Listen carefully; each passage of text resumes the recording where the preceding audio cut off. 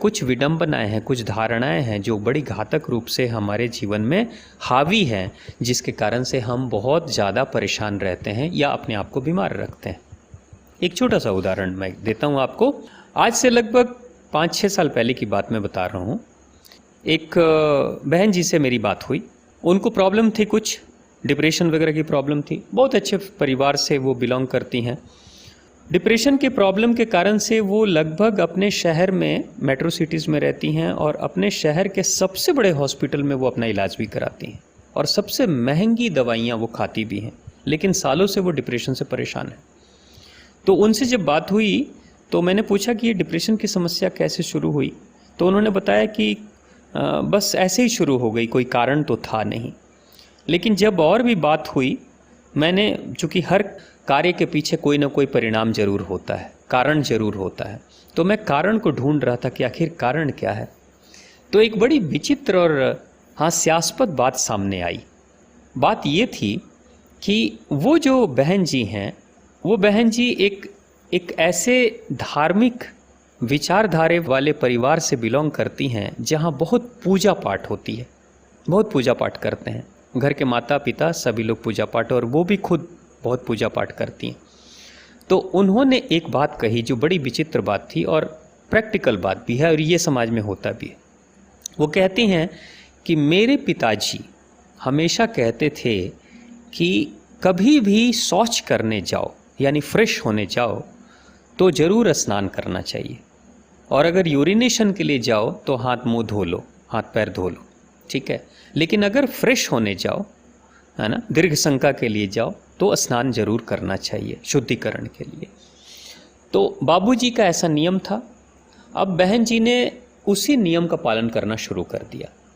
उस नियम का पालन करना जब शुरू किया तो जिस समय, अगर सुबह में वो गई और फ्रेश नहीं हो पाई, लेकिन दिन के समय में अगर 10 बजे, 11 बजे या 12 बजे प्रेशर आ गया और उनको फील हो रहा है कि फ्रेश होना चाहिए, तो उससे पहले तो वो सुबह के समय ही जब गई थी और उसके बाद से आने के बाद से वो स्नान वस्नान सब कुछ कर ली, पूजा पाठ सब कर चुकी हैं।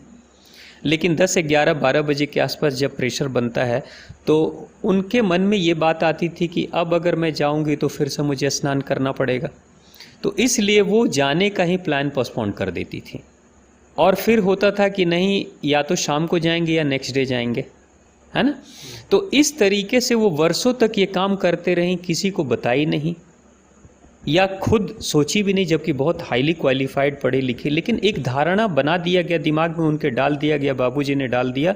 तो उन्होंने उसी नियम का, वो कहते हैं ना लकीर के फ़कीर की तरह बने हुए हैं और उस पर चल रहे हैं कि भाई फ्रेश होने जाएंगे तो स्नान करना पड़ेगा। अब स्नान कौन करेगा, इससे बेहतर है कि फ्रेश ही होने नहीं जाते हैं।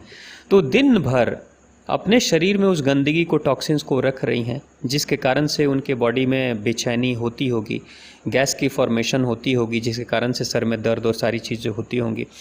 तो कोई इंसान अगर लंबे समय तक, वर्षों तक अगर इस नियम का पालन करेगा तो निश्चित तौर से उसके दिमाग में इतना तनाव होगा, उसकी नींद इतनी, कहते हैं कि डिस्टर्ब हो जाएगी कि उसके बाद स्वतः धीरे धीरे उसकी नींद गायब हो जाएगी। वो रात में सो नहीं पाएगा, रात में सोएगा नहीं तो वो एनर्जी नहीं मिलेगी, उस एनर्जी के नहीं मिलने के कारण से शरीर में थकान बनी रहेगी, मसल्स में दर्द होगा, मन में बेचैनी होगी, तन में बेचैनी होगी, और धीरे धीरे ये चलते चलते आहिस्ते आहिस्ते वो डिप्रेशन की मरीज़ हो गई और स्लीपिंग पिल्स, अपनी नींद की गोलियां खा रही हैं और वर्षों तक ये इलाज करा रही हैं।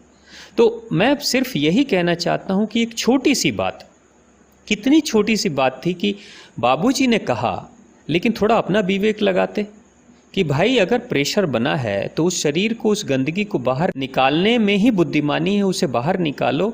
और अगर स्नान नहीं करना चाहते हो तो हाथ पैर मुंह धो लो, है ना, कपड़े बदलना है तो बदल दो, नहीं अगर बदलना है तो भी किसी भी हालत में फ्रेश तो होना है।